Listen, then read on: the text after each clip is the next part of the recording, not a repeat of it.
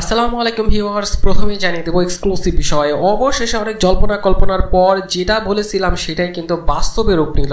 এবার যেন গণ অভ্যুত্থানের একটা সূচনা হলো, কেননা এবার এই নাহিদ ইসলাম স্পষ্ট করে হুঁশিয়ারি বার্তা দিয়েছেন সরকারের সাথে কোনো আলোচনা নাই। এবার সরাসরি সরকার পদত্যাগের এক দফা দাবি ঘোষণা করে বসেছেন। 9 দফা থেকে সরে এসে এবার সরাসরি সরকার পতনের ঘোষণা দিয়েছেন।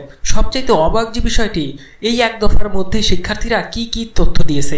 সরকার পদত্যাগ তো 1 নম্বরে আছে, আরো কি কি বিষয় তুলে ধরেছে শেষ বিষয়গুলো জানলে আরো অবাক হবেন।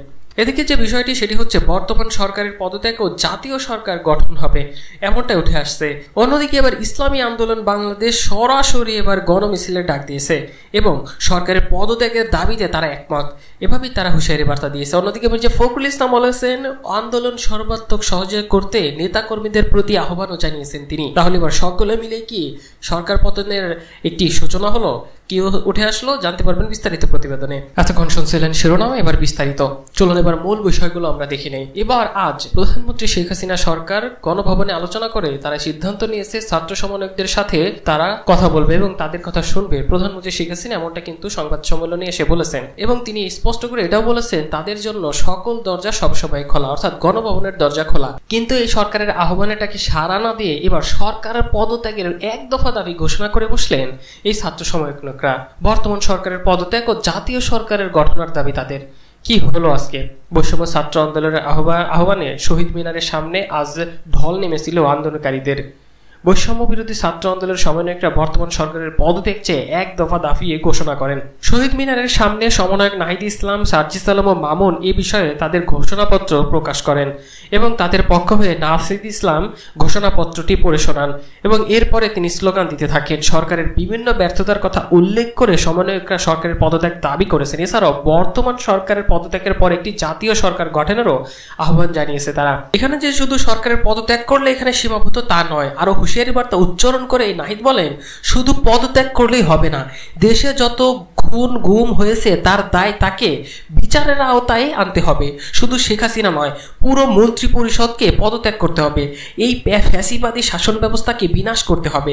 আমরা এমন একটি বাংলাদেশ গঠন করতে চাই, রাজনৈতিক ব্যবস্থা তৈরি করতে চাই যেখানে আর কখনোই কোনো ধরনের স্বৈরতন্ত্র ফিরে আসবে না। বৈষম্য বিরোধী ছাত্র আন্দোলন সময়ক নেই নাহিদ ইসলাম আরো বলেন কোটা সংস্কার ও মেধাভিত্তিক সমাজ গঠনের দাবিতে আমরা বাংলাদেশের ছাত্র তরুণরা সারা বাংলাদেশে শান্তিপূর্ণ আন্দোলন করেছিলাম। আমাদের ন্যায্য ও যৌতিক আন্দোলনে ছাত্রলীগের হায়েনারা আমাদের বোনদের নির্মমভাবে পিটিয়েছে। আইন শৃঙ্খলা বাহিনীকেও দমন পীড়নে কাজে লাগিয়ে সারা দেশে ছাত্রদের উপর নির্মম অত্যাচার করা হয়েছে, যার প্রতিবাদে আমরা সারা দেশে শাটডাউন কর্মসূচিও দিয়েছিলাম।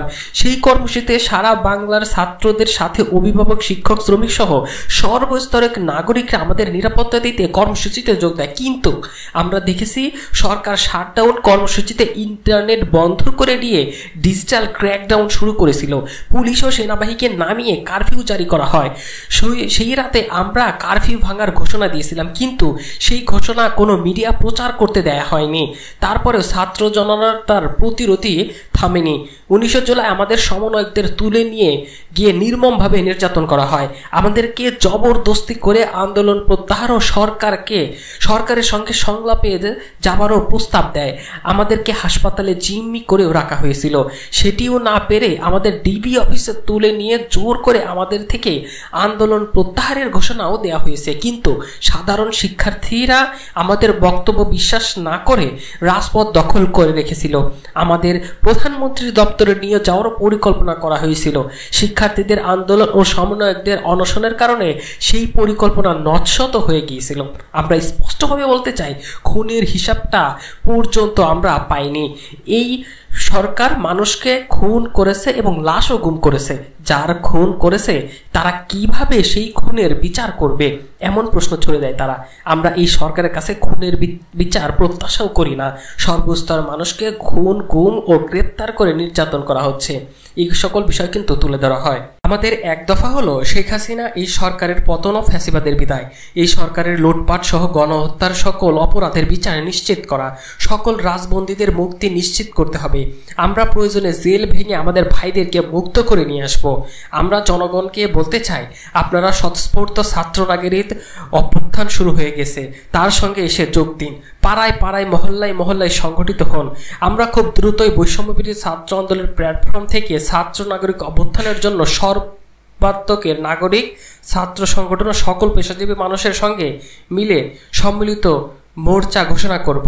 সবার সঙ্গে আলোচনার মাধ্যমে ভবিষ্যতে বাংলাদেশের জাতীয় রূপরেখা শীঘ্রই আপনাদের সামনে ঘোষণা করব। আমরা জনগণকে সর্বাত্মক অসহযোগ আন্দোলন আসার আহ্বান জানাচ্ছি। সর্বাত্মক অসহযোগ আন্দোলন চলবে। যদি কোনোভাবে ইন্টারনেট বন্ধ, কারফিউ দেওয়া হয়, তা আমরা প্রত্যাখ্যান করব। আমরা প্রয়োজনে গণভবনও ঘেরাও করব। সবার প্রতি আহ্বান থাকবে, আপনারা শান্তিপূর্ণ অসহযোগ ও রাজপথে কর্মসূচি পালন করবেন, জনগণকে উদ্ধৃত করবেন। নিরাপত্তাহীন সেনাবাহিনী, সরকারি কর্মকর্তা সবার কাছে আহ্বান থাকবে, জনগণ যদি সরকারকে প্রত্যাখ্যান করে, সরকার যদি জনগণের বিপক্ষে দাঁড়ায়, সেই সরকারের হুকুম মানতে আপনারা আর বাধ্য নন। সরকারের সমর্থন না দিয়ে আপনারা জনগণের পাশে দাঁড়ান। আপনাদের আমাদের মিছিলে আসার আহ্বান জানাচ্ছি। আমরা হুকুমের আসামির বিচার চাই। আপামর জনগণ মনে করছে সরকারের অধীনে নিরপেক্ষ বিচার এবং তদন্ত সম্ভব নয়, সেহেতু আমরা বর্তমান স্বৈরাচারী সরকারের পদত্যাগের এক দফা দাবি ঘোষণা করেছি। একই সাথে সকলের নিকট গ্রহণযোগ্য ব্যক্তির নেতৃত্বে একটি গ্রহণযোগ্য ও অন্তর্বর্তীমূলক জাতীয় সরকার গঠনেরও দাবি জানাচ্ছি। এদিকে এবার সরকার পদত্যাগের দাবিতে গণমিছিলের ডাক দিয়েছে ইসলামী আন্দোলন বাংলাদেশ। সরকারের পদত্যাগের এক দফা দাবিতে আগামী সোমবার সারা দেশে গণমিছিলের ডাক দিয়েছে ইসলামী আন্দোলন বাংলাদেশ।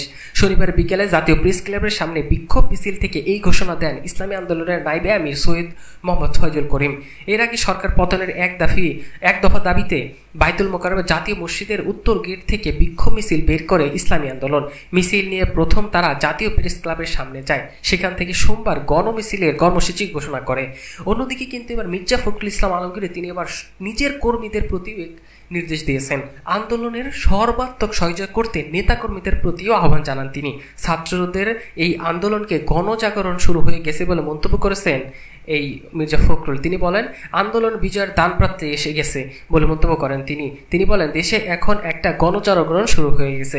শিক্ষার্থীদের কোটা বৈষম্যবিরোধী যে আন্দোলন, সেই আন্দোলন সাধারণ সব মানুষকে যোগ দিতে দিয়েছেন। আমি মনে করি এই আন্দোলন বিজয়ের দানপ্রাপ্তি এসে গেছে। আমি বিশ্বাস করি ইনশাআল্লাহ জনগণের বিজয় অবশ্যই হবে, ছাত্র শিক্ষকদেরও বিজয় আসবে। শনিবার দুপুরে রাজধানীর বনানীতে দলের স্থায়ী কমিটির কারাবন্দী সদস্য আমির খসরু মোহাম্মদ চৌধুরীর বাসায় তার পরিবারের সঙ্গে সাক্ষাৎকারের পর সাংবাদিকদের প্রশ্নের জবাবে এই সকল কথা বলেন। বৈষম্যবিরোধী ছাত্র আন্দোলনের সর্বশেষ অবস্থা নিয়েও এক প্রশ্নের জবাবে বিএনপির মহাসচিব বলেন, শিক্ষার্থীদের কোটা বৈষম্য বিরোধী আন্দোলন শুধু ছাত্ররা নয়, এখন অভিভাবক, চিকিৎসক, আইনজীবী, শিল্পী, সংস্কৃতি কর্মী, সাংবাদিকরা সব পেশার মানুষ এই আন্দোলনে যুক্ত হয়েছেন।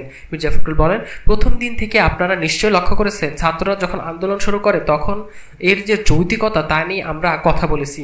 আমরা তাদের সঙ্গে একাত্মতা ঘোষণা করেছি।